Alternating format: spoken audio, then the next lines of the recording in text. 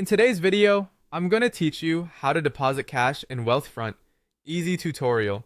By the end, you'll know exactly where to go, what to tap, and how the minimums and limits work so your transfer goes through smoothly. Start by signing in to your Wealthfront account on the web or in the mobile app. From the main dashboard, look for the transfer money option. This is the hub for moving funds between your Wealthfront accounts and your linked bank. If you haven't connected a bank yet, you'll be prompted to link one before continuing, and once it's connected, you'll use that bank as the source for deposits or the destination for withdrawals. Next, choose what you want to do today. Select deposit to move money into Wealthfront, or select withdraw to move money out to your bank. If you have multiple Wealthfront accounts, make sure you pick the right one as the destination or source.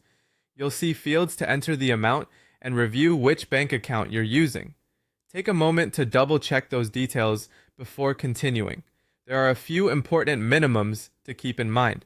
For Wealthfront investment accounts, each deposit must be at least $100, and each withdrawal must be at least $250. If you enter an amount below those minimums, you'll be asked to adjust it before you can proceed.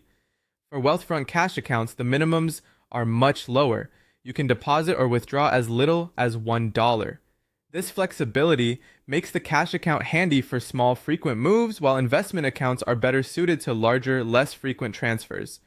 Transfer maximums aren't one size fits all.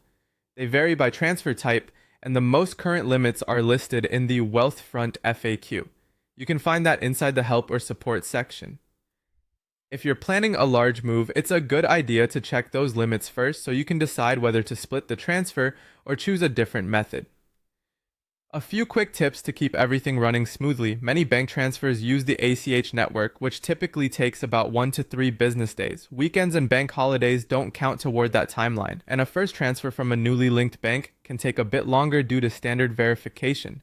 Make sure the name on your bank account matches your Wealthfront profile, and confirm you have sufficient funds in your bank before initiating a deposit to avoid reversals or delays. That's it. Log in, tap transfer money, pick deposit or withdraw, follow the on-screen prompts, and keep the minimums and limits in mind. With these basics, moving money in and out of Wealthfront should be quick, clear, and stress-free.